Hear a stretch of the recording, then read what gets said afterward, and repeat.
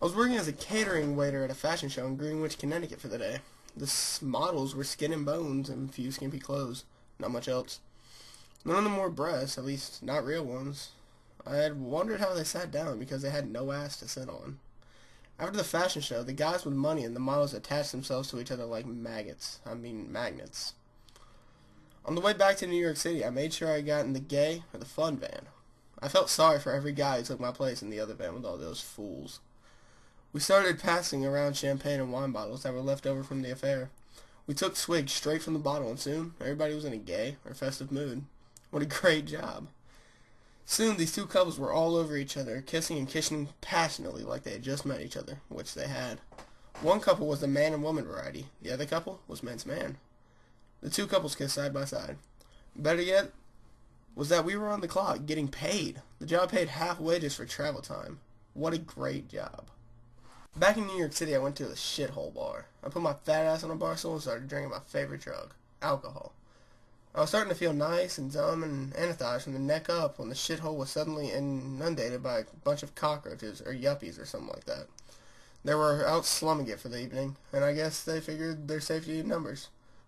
I had just spent the day serving annoying cockroaches, so why would I want to drink alongside them with my free time? Yuppie places often have men at the door that don't let in working people or white trash or whatever they call us. So why should they let the yuppie cockroaches in our places? I just left. I walked around. I found this little dinky place directly underneath the Port Authority bus terminal. What a beautiful sleaze pit. It made the other shithole in the wall look like Park Avenue in comparison. This place is for me, I thought as I opened the door and walked right in.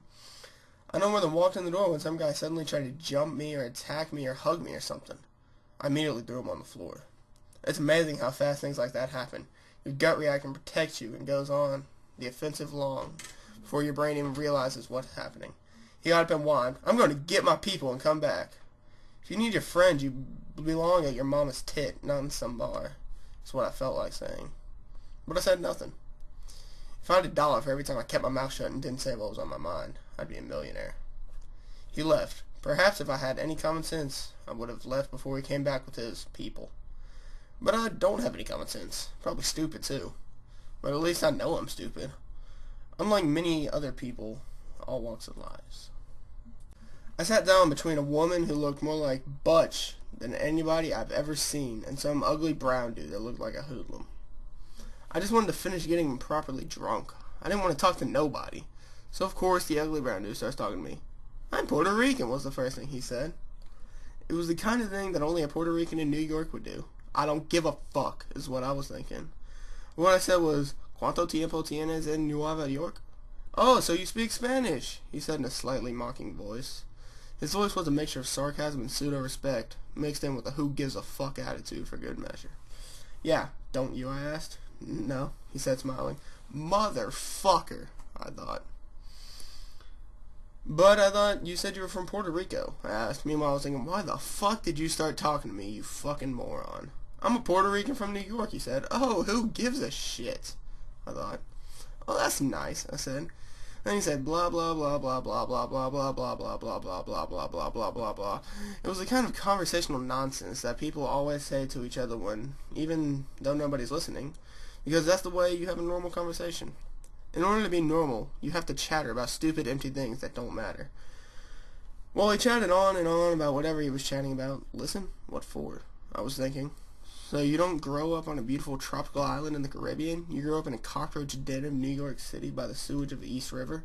You ain't no Puerto Rican motherfucker. Well, I thought this, and I smiled politely in his face and said, at all the appropriate moments as he talked and talked. It made me nervous, although I tried not to show it. He was exactly the type of... You never wanted to show you were nervous, too.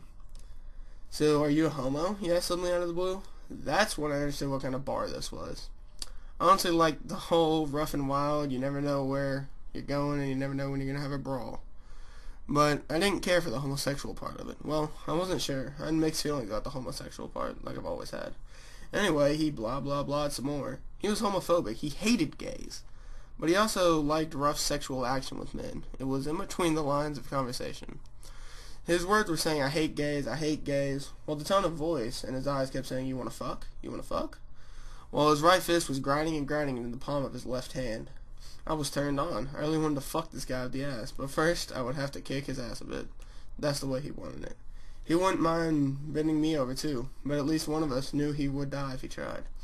The whole time I was playing this neutral I don't give a fuck go away role. But I was repulsed and turned on by the feeling of violent and sexual all the time. Finally he left. I was both relieved and disappointed. Then the butch lesbian to my left said with a smile, "Come here often?" We both laughed, big loud laughs. Her laugh was a huge baritone that completely filled the little bar. It made you wish you had earplugs. "That guy, he was a real nut job," said the butch lesbian. "Yeah, he was. He's so nuts that even all the nutty people in New York noticed," I said. "Think so? Here in New York, the competition for nut job of the year is just way too fierce."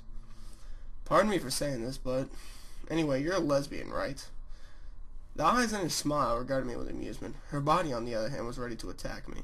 I could just tell my instincts were just screaming it at me. "Don't worry, I'm not homophobic. Promise me if I say anything, you won't hit me," I said. She laughed, but her body was still poised to lunge at me.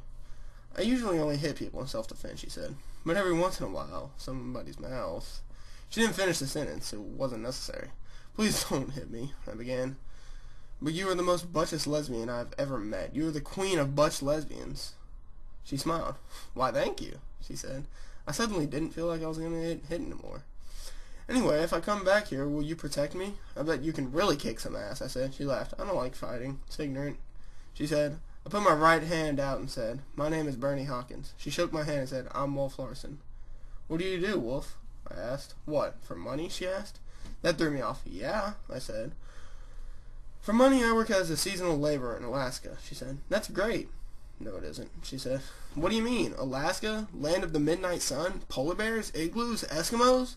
I didn't get the chance to finish because Wolf Larson was laughing her ass off. One guy was covering his ears. "Is it cold in Alaska?" I asked. "No," she said.